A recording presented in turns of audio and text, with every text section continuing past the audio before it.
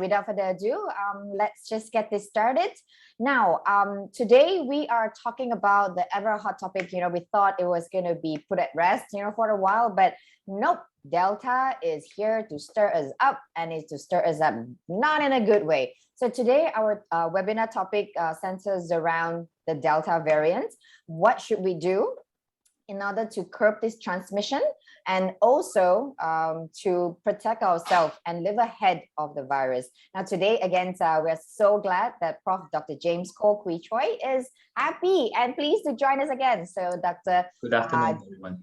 Good afternoon. And Dr. James is Head of Division of Medicine, School of Medicine from International Medical University. Now, for those who are unfamiliar, my name is Joey, and I will be your host today for Next Normal series, brought to you by International Medical University, IMU. Now, if for those who are not informed, IMU is Malaysia's first and most established private medical and health sciences university. Now, let's get some facts right. For those of you who have missed the little clips that we played earlier, there's some things that we ought to know about Delta. The Delta variant is highly contagious, is twice as contagious as previous variants. Now, some data suggests that Delta variant might cause more severe illness than previous strains in unvaccinated people. In 2 different studies from Canada and Scotland, patients infected with Delta variant were more likely to be hospitalized than patients infected with Alpha or the original virus strains. Of course, the whole point of this webinar is that we want to address that unvaccinated people remain the greatest concern, right? Now, so today, let's just jump straight into the conversation. We want to talk about the transmissibility, which is twice as more transmissible. So, Prof, can you take us through why is it so? Hi, good afternoon, everyone. Hi, Joey. Thanks for the question. Yes, I think if you have been following the news, our DG has been coming up and telling us to first, he says wear a mask, then double mask, and then lately say wear even a face shield to protect yourself against the Delta variant, right? And his contention is that, or he said that the Delta variant is much more transmissible. I think to understand transmissibility, I have to bring you back to what happened to the original virus last year, or the end of 2019, where the first original virus came out in Wuhan and subsequently spread throughout the world. Throughout 2020, we had 4 major variants developing or mutations. This is where it happened. The virus mutates and became a new variant. Viruses will mutate. That's a norm. And sometimes mutations will confer added benefit or added ability for the virus to survive better in a human host. So we had four variants in 2020. First, it was the Alpha, then the Beta, Gamma, and then we have the Delta now. And what happened was with each of these variants, these viruses have gained added benefit or ability to become more transmissible. Now, the difference between Delta and the previous variants is that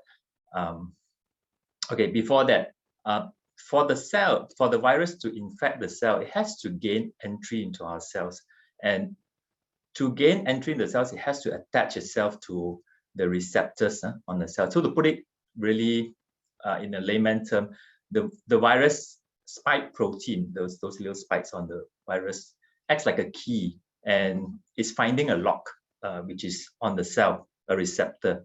And the spike protein will attach itself to the receptor on our cells, the respiratory cells, and then subsequently gain entry into the cells, releases its genetic material, and then replication or making more viruses will occur. Now, what happened with the Delta is this. It has gained an additional mutation where the spike protein changes a little bit, right? And with this added benefit or added ability, if you imagine unlocking a door with a key and a lock, the Delta is now going to be able to gain entry like a smart card. It doesn't even need the key anymore. It just touch and gets in, right? So in that way, compared to other variants, the Delta has become more transmissible. It's able to infect cells faster and are able to make even new viruses that have this ability, we call it pre-activated. That means they now, when they spread to another person, it has this same ability to get into the cell much faster compared to the previous variants. Right? And that's why we say the Delta variant is more transmissible. So in comparison, say the Delta compared to the Alpha was the first variant we had. It is double that of the Alpha. The Alpha maybe can infect, say, 2%, the Delta can infect 4% or 5%.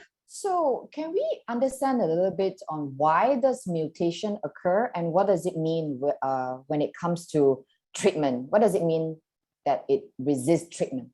Right. Mutation is something that occurs naturally. Mutation occurs when, I just told you earlier that the virus gains entry into the cell, it releases its genetic material, and then the cell use that genetic material and make more copies of the virus. Right? But when we allow the virus to replicate rapidly in the community, so a lot of infections, large-scale transmissions, this replication sometimes makes mistakes. Yeah? It doesn't quite copy something nicely. If you remember, as a younger person, I played this game before where we sit in a row facing the back of each other in a chair, and then somebody at the front gives a message to the first person in this row and say, now pass this message along. Okay, Mary had a little lamb. Okay, and then this person whispers to the next person, and it goes on and on and on and on. And by the time you reach the 30th person and you get something else, they'll say like, go and marry a lamb, something like that. So you have a totally different message because there's a lot of replication along the way. Now imagine if the line had been very short, maybe just 5% instead of 30, you're probably going to get the same exact original message because there's not much of errors in the replication of the message. But if you have a long line, so you put into a virus outbreak, there's a lot of transmission, a lot of spread in the community. The virus replicate multiple times. There will be mistakes, and these are called mutations. Many times the mutation doesn't confer any benefit to the virus, right? But every now and then, if we give it enough time, enough chance, a mutation will occur where this virus suddenly gain an ability, a new ability, a special property that was not present in the original variant. And that's what happened to the Delta. If you see 2020, each of the variants had occurred in large outbreaks in different populations, UK, South America, in India. Where at one point in India, we had about 140,000 cases per day compared to Malaysia, 20,000. We already saying it's very bad in Malaysia, but at one point, that 140,000 cases per day. And that gives it the virus a lot of opportunity to replicate, and mutation occurs and you get these new variants coming out. So what it means for us is, if we are not on guard and we are not controlling the spread of the virus in our community by whatever means, including vaccination and all the SOP, we may actually open the door for yet another variant to appear. Right. So, okay, now that we get that out, and we also understand that herd immunity for vaccination is very crucial in curbing this pandemic, this infection. So some states have already achieved herd immunity, and some experts are no longer talking about herd immunity even, because with these new variants surfacing, does it actually wipe out the efforts we have already put into the vaccination herd immunity? Yeah.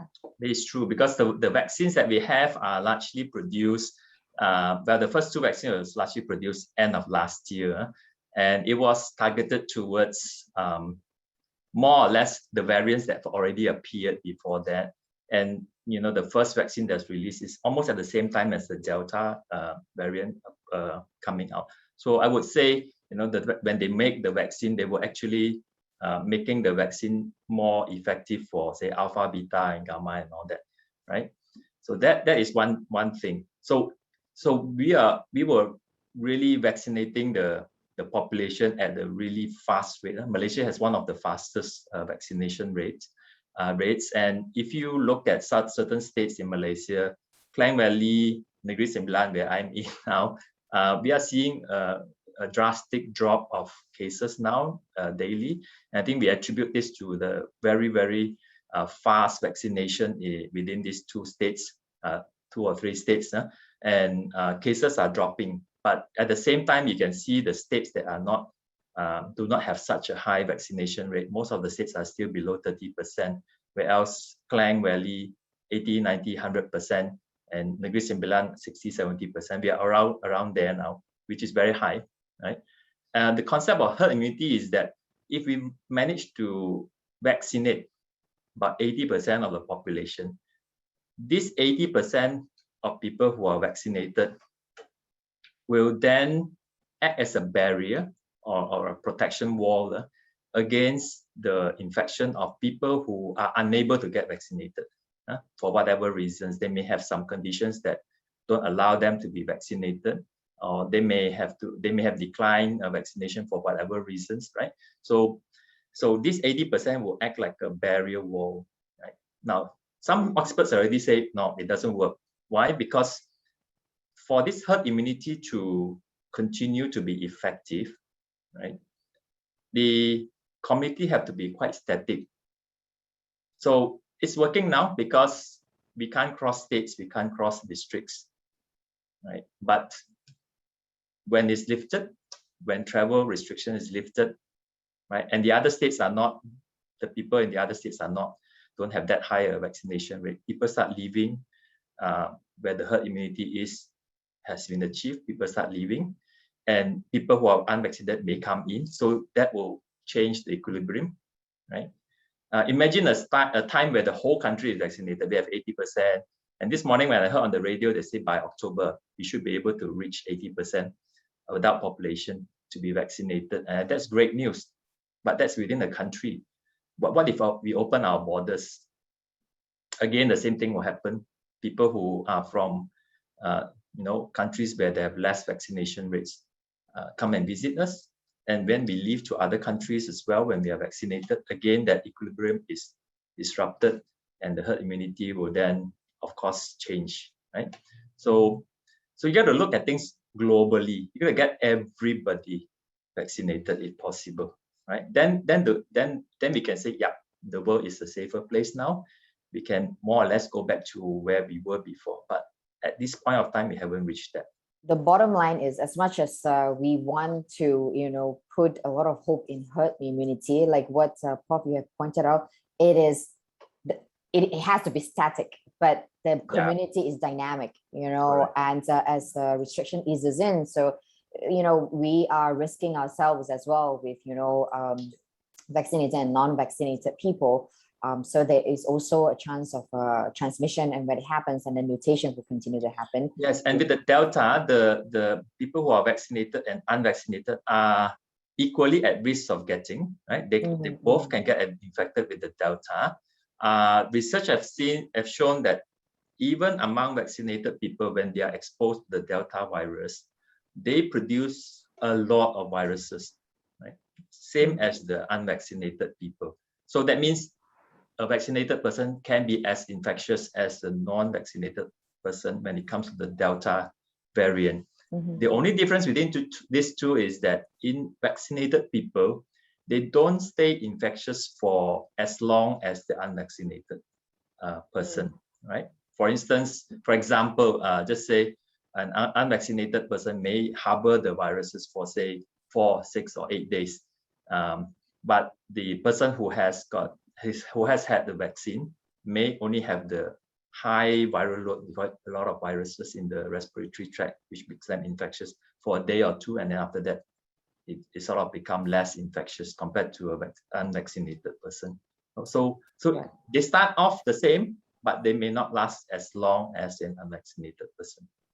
Right. Okay. So, before we proceed to the next questions, I will once again remind our audience, put your questions in the Q&A column so that we can attend to this. Now, moving on to our next question, which comes back to the transmissibility, where we know that Delta is airborne, right? So, and yes, that is scary to a certain extent, but let's get to some technical. What does airborne mean? And then even airborne, they are droplets and they are aerosols. Okay, these aerosols is, like what we know as the spray, right? So, but apparently aerosols comes from the human body too. So maybe, Prof, you can take us through that. Yeah, I think there's some misconception that only the Delta is airborne, but actually every one of the variants are airborne, right?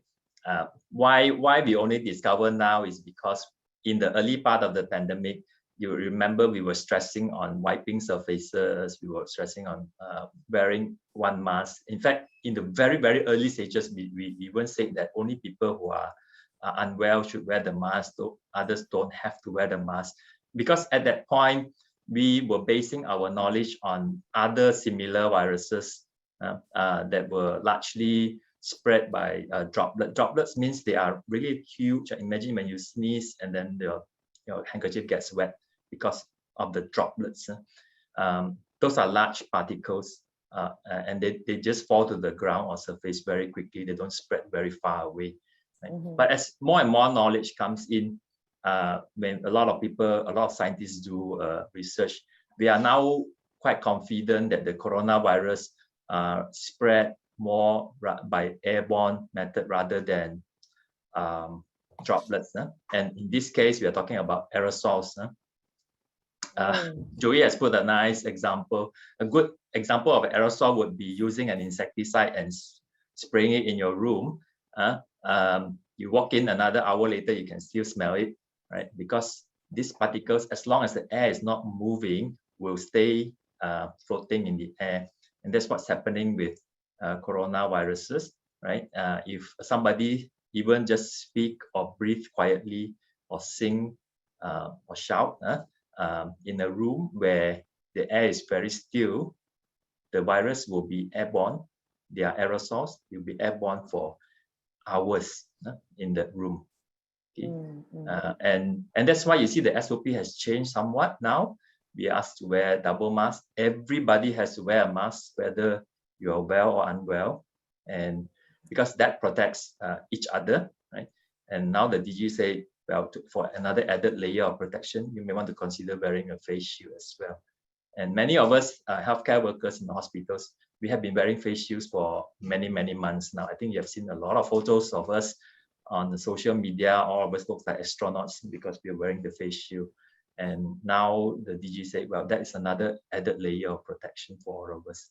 So our knowledge of the change of its transmission method has somewhat changed over the last couple of months.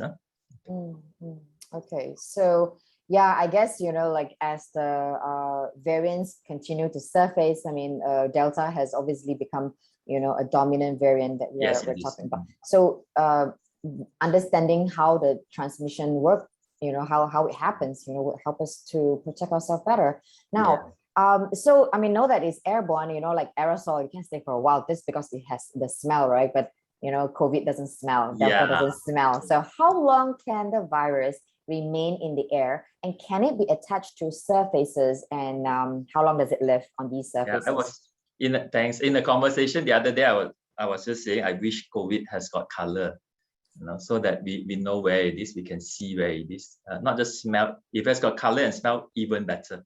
Right? Yeah, exactly. But unfortunately, it's an invisible enemy, right? So we have to depend a lot on research. Researchers have various techniques try to find out how many viral particles are there in the air, on what surfaces and all.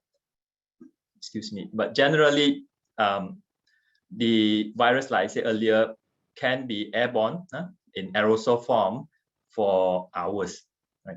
Hours. I've read one research where it says can provided that the room has no ventilation, the air is just still. It can be inside there between 3 to 9 hours. It can stay there without moving. And anybody who goes in without a mask, take a deep breath, you'll be infected or exposed to the virus. Now on surfaces, it really depends on what surface it falls on. Some scientists have in the early part of 2020, they've already done this research where they tested coronavirus on different kinds of surface, paper, copper, cardboards, plastic they've done. And generally, it can last anything between immediately, as in like it won't last very long, to a couple of hours, right? But our knowledge since then, all the evidence seems to point that touching a contaminated surface does not quite contribute to the spread of COVID. We think that it is still largely from breathing, from contaminated air that is around us. So that's why we need to change strategy. If you notice the SOP from the government and even international guidelines, they have put in a new thing. Before that, it was wear a mask, social distance, wash your hand, wipe every surface. Now they put in ventilation. They put in, make sure that the air around you flows well. It just flows continuously. There's airflow, whether in your home or office or wherever you are. And using the same logic also, we know now it's also safer to be outdoors rather than in a mall where air is circulated.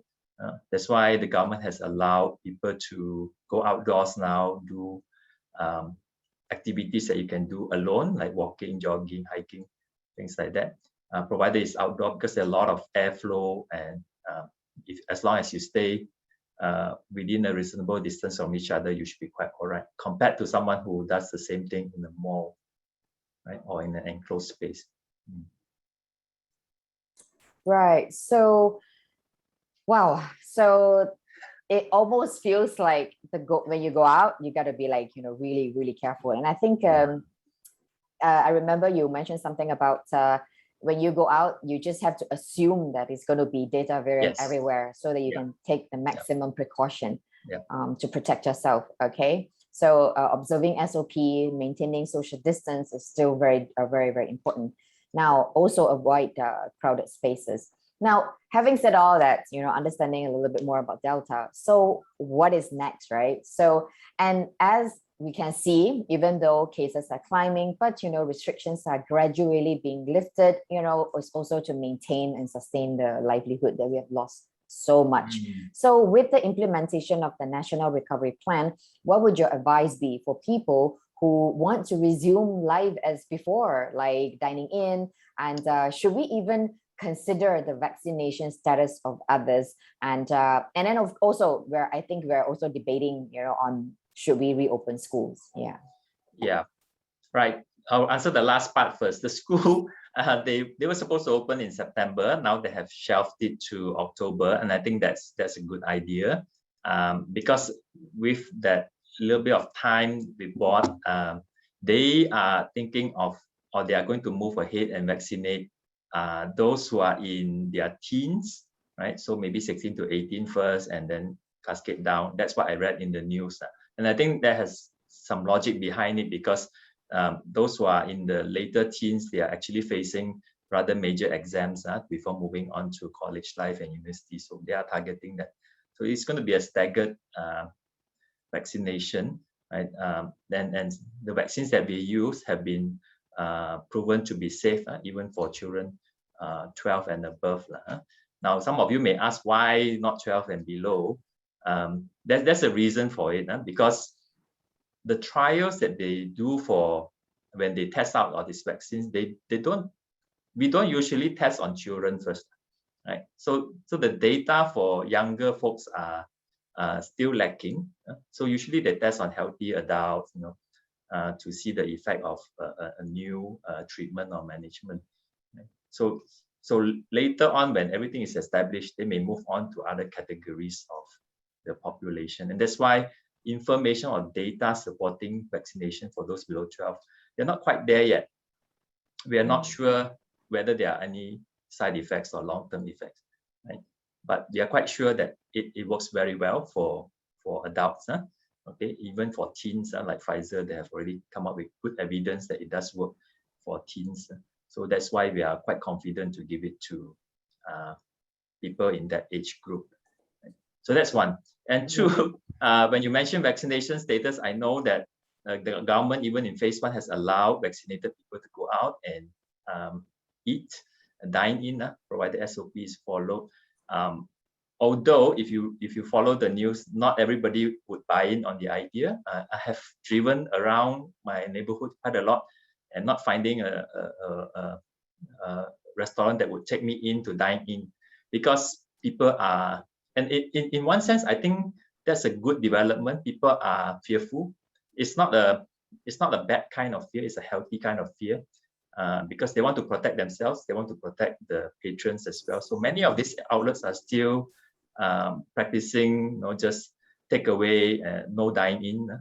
Only 1 or 2 are doing dine in with very strict SOP, right? So this added benefit for vaccinated people haven't been quite taken up by everyone, right?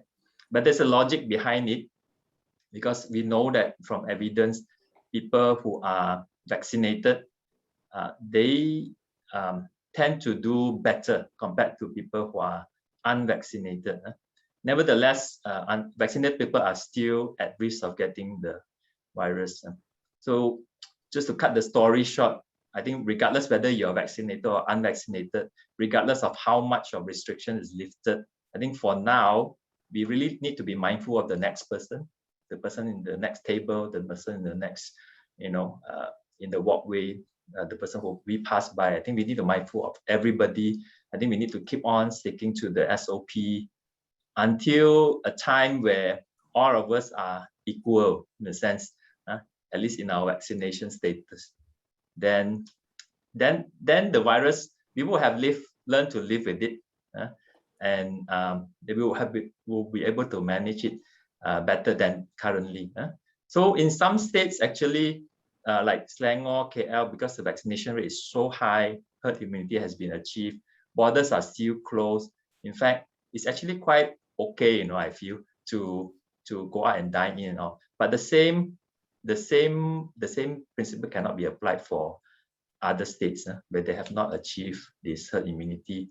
But as long as the border is closed, the district is closed, that herd immunity achieved by, say, KL or Selangor, it will remain. But we know that borders are not going to be closed forever, right? So we need to speed up the vaccination for other states. Okay. Now, coming to our last question, actually, and also this question is about booster shots. And also in our Q&A panel, we have got a couple of attendees who have raised this question as well. There is Utaya and Dian, and some unnamed. So in this kind of rate and against the presence of Delta variant, do we need a booster shot? And now, also, maybe, Prof, you want to touch on the idea of mixing our vaccines, in our booster shots. So give us your thoughts. Okay, before I answer that question, I think many of us are vaccinated. Those who are not vaccinated, I would encourage you to get vaccinated. Why? Because every single vaccine that we have at the moment available in Malaysia will protect you, right, from severe complication or severe disease of COVID. That means category 4, 5, ICU stay, ventilation, and even death. So every single one, and it does protect you against the Delta as well, right? I think some of you will have read that, protection against the Delta is not as strong compared to, say, Alpha, Beta, and Gamma. And that is true because most of all these vaccines are, when they were produced, they were meant to target the spike protein, right?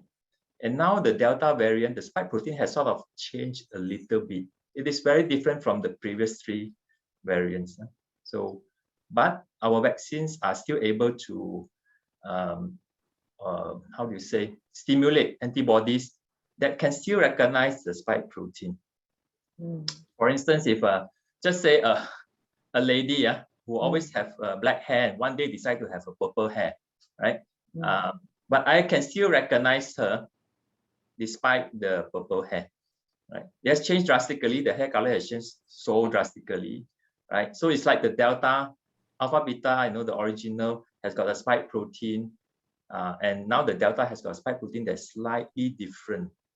but the antibody that is produced with the vaccine can still recognize it. But it may not recognize it so well. For instance, if I meet the same lady with purple hair and I look at her from the back, I may not recognize her until she turns around, right? So that's a very layman term to explain why the vaccines don't seem to be as effective against the Delta compared to the previous variants, but it still protects us. So that's one thing. So I would encourage everybody to get vaccinated. Right? That's very important. Now, booster. If you read the news, America, Israel, they've started giving or going to start giving boosters. In Israel, they have already started giving boosters for people who are above 60. They have immunity problems. America is planning to do the same. We also read news that having been vaccinated, the protective effect tends to wane after 6 months. So I got vaccinated in March. So if you count 6 months, I'm almost at the end of my protection, right? And then I will be clamoring for a booster shot. I think a booster shot will be inevitable one day.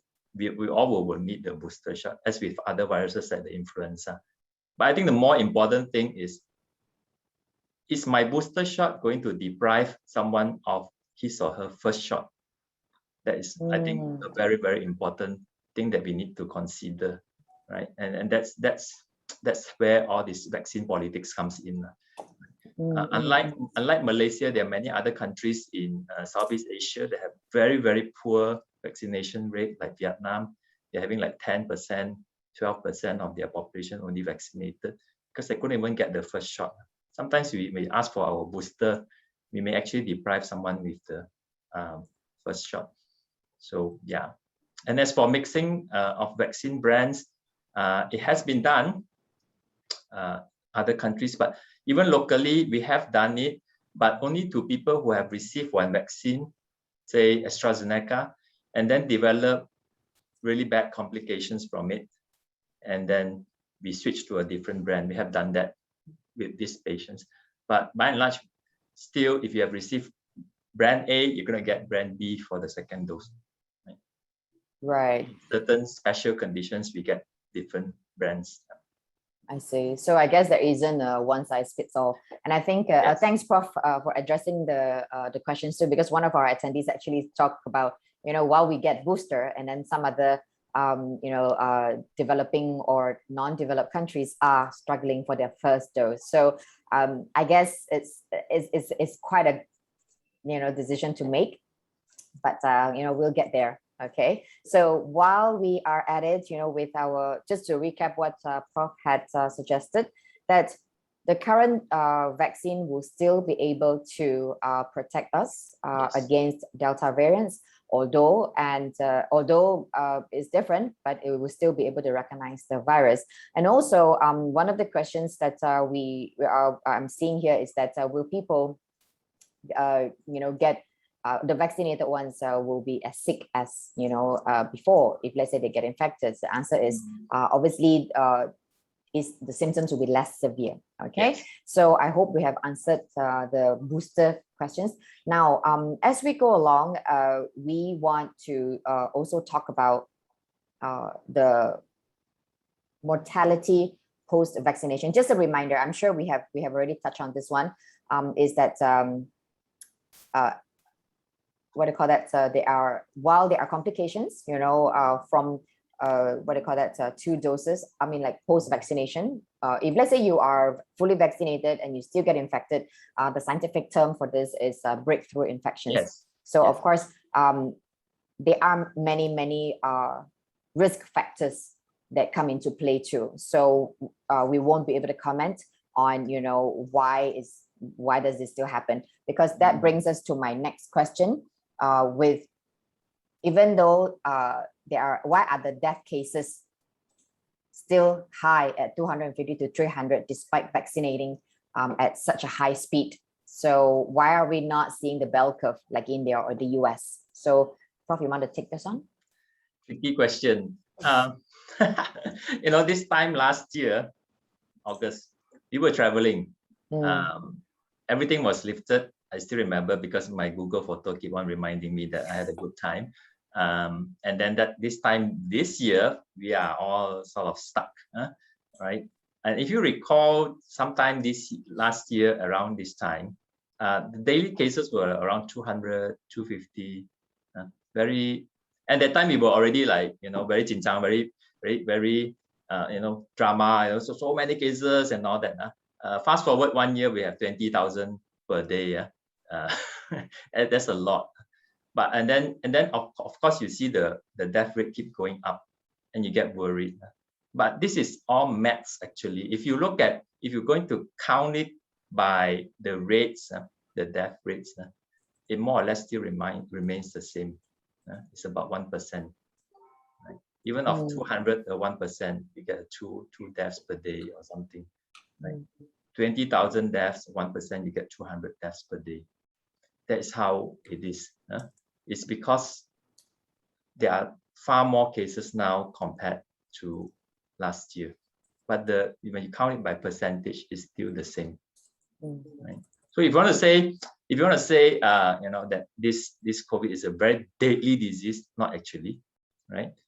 It's 1%, but if you are that 1%, it's very deadly for you. That's true. So it really depends on how you look at statistics. Right? Yeah. Okay. Well, so let's just So someone was asking, then why so many cases now, right? Yes, yes, we're not seeing the bell curve. Yeah. Because August last year, we didn't have Delta, That time one virus infect 2 other person. Now one infection affects 4, 5, 8, even up to 8 for Delta person. It is the high transmissibility of the Delta that allows the infection to go out of control. Okay. Oh well, let's just hope that we bring down the mortality rate. Well, I mean, infections will probably continue to happen. I think we want to make sure that the death rate comes down for sure. Right, and this is actually on the subject of herd immunity. I see a couple of questions on herd immunity. Trilling asks, knowing that fully vaccinated people still get infected, which is the breakthrough infections, then is herd immunity still possible? And then Jitendra also asked that with herd community primarily by vaccination alone in the globe, because we cannot have localized herd immunity for a long period of time. So yeah, go ahead. I like that term, localized herd immunity. It's very good term and very reassuring. Like for my family, there are only 5 of us. All of us are vaccinated. When I go home, I have 100% herd immunity in my home. That's how it is, right? But when I go to the hospital to work, I know that in that locality, I don't have that kind of herd immunity, right? So I like that term, localized herd immunity. That's why some experts now no longer talk about herd immunity, because it will never be, unless you can keep a population at one place without moving anywhere else, it's not going to be something that's static. It's always dynamic, because it really depends on movement of people, right? And infectivity rate and all that, right? So in fact, you can see some experts, they say, let's not talk about herd immunity anymore, because it looks like a pipe dream. We'll never achieve it. Yeah. But if you don't have a goal, where are we going to have a direction? That's why all these are put as goals. We have to reach that goal, right? I want to be a billionaire by the time I'm 60. I can't say 30 because I'm way past that. So I want to be a billionaire by the time I'm 60. But when I'm 60, I may not be a billionaire, but maybe I would have made a few 100,000, because that's a goal. That is an achievement that I want to go towards. And I think that we should look at herd immunity that way. Yes, we are very proud we have achieved herd immunity in some places, some states. We want the same for the rest, and that's the goal that we want to reach. We don't go around and tell them that, by the time I open the border, you are gone. So while we have our herd immunity, let's try and get the rest of us all vaccinated. And vaccine is not the answer for all. It has to come together with all the other SOPs. And we are aware that researchers and doctors are speeding up ways and means to find medications that could help in treating COVID. Vaccination is one of the many strategies, but it is by far one of the most effective strategy. You can see for yourself, because last month in Selangor, we have 13,000 cases per day, right? Yesterday, we had about 5,000. How can you account for such a drastic drop? Because the operation surge, where they try to get everybody vaccinated as fast as possible, we are now seeing the fruit. In my hospital, we are now opening wards again for non-COVID. For the longest time, we have been just a solely COVID hospital, but from this week onwards, we have reopened some of the wards for non-COVID, and that's a good sign. It shows that we are gaining grounds with our vaccination. Okay, all right. So I think to answer all your questions, for those who are concerned with herd immunity, there's really no percentage that we want to put in. Yes, there is also herd immunity is best if everybody is static, don't change, and with localized and global herd immunity. So I think the best thing is, get everybody vaccinated and, adhere to the SOP until we get better news about COVID is flying the white flag. It cannot conquer us. So, all right. So I think the next one is we have a pool of questions that concerns SOPs on Delta variant. And I think, I may not be covering everything, but I think I get the gist of everybody's concern is that, number one, something that is a little bit a mind-tricking question. If let's say it is airborne, then why are we still washing our hands? That's one. Yeah. And then the other thing is that if it is airborne, we're still breathing in the air. How does masking still protect us? So we want to take on those two first. Yeah, good idea. Somebody asked me that a couple of days ago in another webinar, and I was actually this pandemic has brought on a good change in our culture. When was the last time you actually managed to get soap in a public toilet? When was the last time? Pre-pandemic, it is impossible to find soap in a public toilet, right? But post-pandemic, we have soap in every public toilet, okay? And people are washing their hands. When was the last time you heard of dengue? We don't hear any outbreaks because our lifestyle, our culture have changed. We are becoming people who wash their hands. We are mindful of where we touch. We are mindful of where we cough. Those days we don't care actually, right? We are mindful of where we are, how many people are in the room, and we are mindful of actually flushing the toilet, because at one point we tell you COVID can spread through, that the other end. So those are our things. So a lot of good change have come, and so I think that is why we still need to wash our hands, because COVID is not just one bug that causes diseases. There are plenty other bacteria and viruses that we can easily eradicate by just washing hands, mindful of where we cough and all that. Keeping our house clean, not going out that often. You don't see it. We hardly hear of any dengue death, dengue outbreak nowadays, right? Because people have changed. The culture have changed.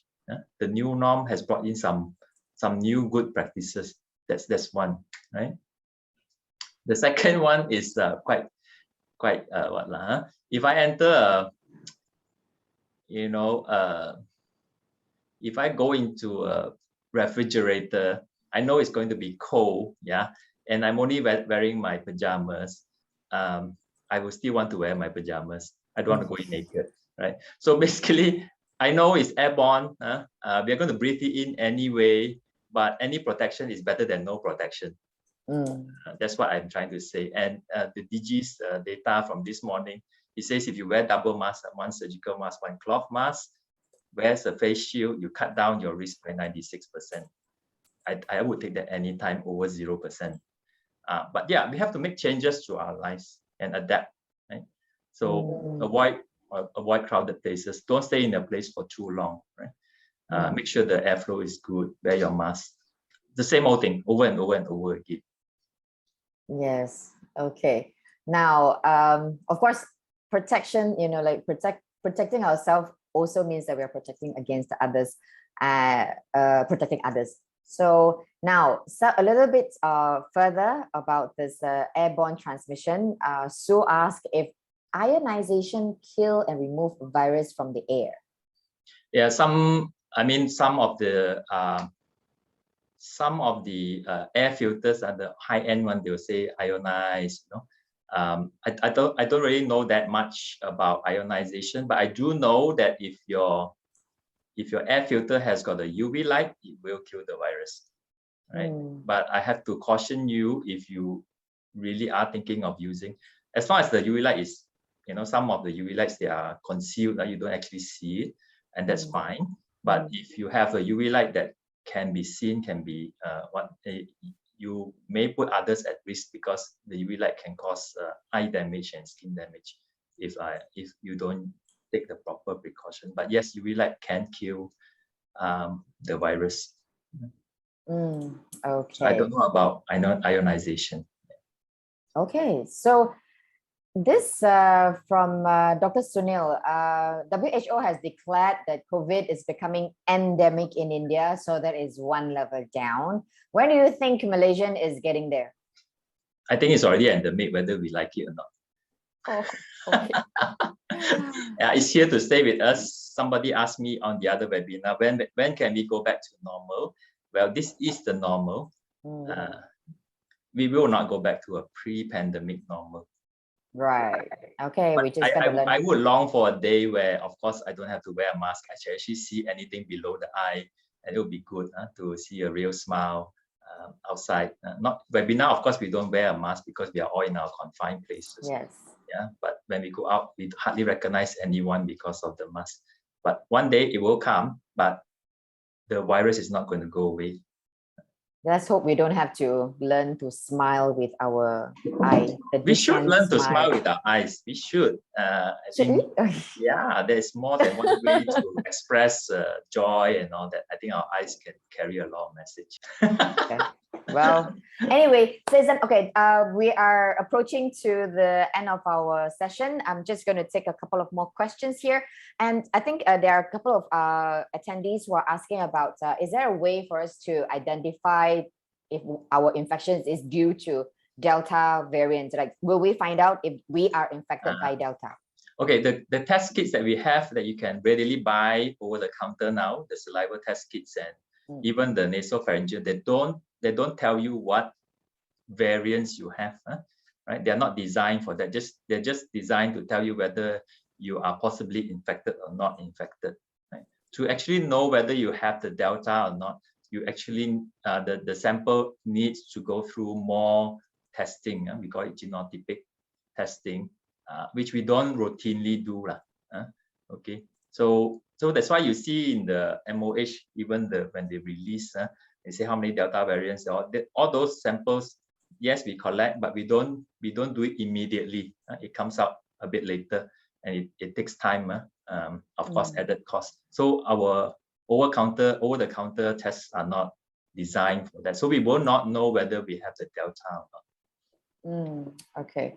Yeah, I think the good rule of thumb is that, after we know what Delta can do, what harms can it bring, then we just have to make a healthy assumption that, it's all Delta out there. So we don't want to test it, do we? So now, I think HP Pavilion also asked about the mixing of doses. So I think this attendee had joined us maybe slightly later. Do we want to talk about that, Prof? Mixing of doses, meaning the different is mixing different brands of COVID vaccines more superior than using same doses. Yeah, I think we all sometimes a bit obsessed about which vaccine is superior. I've got the Pfizer, and also I'm more superior than you. It doesn't work that way. If you look at the definition of an effective vaccine, it says that any vaccine that has 50% or more efficacy is considered an effective vaccine. So all the vaccines that we have in the market are able to protect you from severe complications or severe categories of COVID. Right? So the question is, if I mix one with the other, do I get added protection? I don't really have an answer for that, right? So, and it also depends on how your body reacts to the vaccine, right? So if your body has got a robust immune system that's able to react well and produce a huge amount of antibodies, then you are more protected. Right? So it really depends. A lot of factors comes in. And so at the moment, there are no guidelines, although there are some studies that have tried mixing, but there are no guidelines to suggest that mixing is better than not mixing the vaccines. Okay. And I see somewhere that is on BID cases. We did cover brought-in date cases and how to prevent them in our previous webinar. Feel free to go to IMU YouTube to find that. It's just about 2 weeks ago. And so, Prof, maybe we just use a very short short explanation to explain BID very quickly and how to prevent BID. I think there are many reasons for BID. One is they are not aware that they are infected. That's one, right? And two, they are staying alone and they have no help. And thirdly, some of these BID they are either have no access to healthcare or very far from healthcare. Right? So all these are preventable, right? And so now we actually encourage everybody to always monitor themselves. Your MySejahtera actually notify you whether you are a casual contact or a close contact. There's a bit of difference between the two. If you're a casual contact, you can carry on with your daily activities. It's just that you need to check in with the app for 14 days. And if you're identified as a close contact by MySejahtera, you actually cannot go out. You have to stay in and then monitor yourself. So that means your activity is curbed in that way. So that's the two different things. But while you are staying at home, there are many things that you can do. You need to make sure that you are always contactable, or there's somebody who actually cares for you, who could be contacted when you need help, or you do have an access to healthcare that is readily available. And there are certain things you can do at home. Make sure your house is well ventilated, or wherever your quarantine is well ventilated is one thing. You need to wear a mask all the time if you're sharing the house with somebody. Of course, if you're living alone, that's fine. And then if you are actually staying living in the room, best if you could just isolate yourself from the others, or if you have an ensuite toilet, that would be even better. And if not, then all the areas that you have used need to be wiped down properly, right? The carer or the person who cares for you will need to take care of your laundry and all that, and preferably that person will need to wear a mask, gloves to help you clean up the stuff. Yeah, and you can also test yourself by getting a saliva test kit. Right nowadays, pharmacies or some of the labs, they do deliver to your home. Some labs even do a PCR test for you. If you wish to have a confirmatory test, they can do it at your home as well. You don't need to go out. Then you need to get Grab food and all that stuff for that 10 to 14 days. Yeah. So that are some of the ways you could protect yourself and protect others. Thank you, Prof. And that helps you. Oh yes, before I forget, if you were to buy anything, I would recommend you to buy an oximeter and a thermometer at home. Right? A good one, not 15 ringgit from Shopee or something, but a good one that has certified and it is reliable. Get that and monitor yourself. Normally, our oxygen will be more than 96 to 100%. So if you are below 95, you should try and get medical assistance. Again, vaccination, largely studies have suggested that vaccination works and it protects us. Now, of course, it is a choice, right? So, and while we are, there are people who are on the cautious side and refuse the vaccination. But I think to sum up the whole our webinar, perhaps Prof, you can just give us a nuggets of wisdom, on how we should approach the idea of vaccination, especially in this climate, in order to protect ourselves and protect others. Actually, I was reading one of the comment here. It says, we actually don't, it agrees that it works. It's not 100% effective, but it works. It does bring down, sick people and all that. But we don't know the side effects. We don't know what will happen in 5 years, 10 years. True, with the vaccine, I don't have any evidence because I can't fast forward. I'm not Dr. Strange. I can't go forward 10 years in the future and come back and tell you. We will never know, right? But what we do know is vaccine works. It can prevent deaths. It has prevented a lot of deaths, right? And I took it because I feel that it is safe. I feel it is the right thing to do. I need to protect my family and the people that I work with. I need to protect my students because I teach them every day. I need to protect my patients that I see them. So yeah, it is a responsibility, and I weigh that, and I feel, yes, I will take it. Well, I think, I mean, obviously it is a choice, but of course, we hope we make informed decisions, and there's no right or wrong, but we are seeing data that, it is working. So that wraps us up. It's going to be a very long discussion if we go on. Once again, thank you so much, Prof, for taking the time to address most of our questions. And to all the attendees, thank you so much for joining us and posting your questions. We have seen many, many helpful questions. So while we can't address everybody's, we hope that we did try. You're happy with some of the questions that were attended to. So once again, thank you so much for your participation. Do connect with us on social media. We are on Facebook, Twitter, IG, LinkedIn.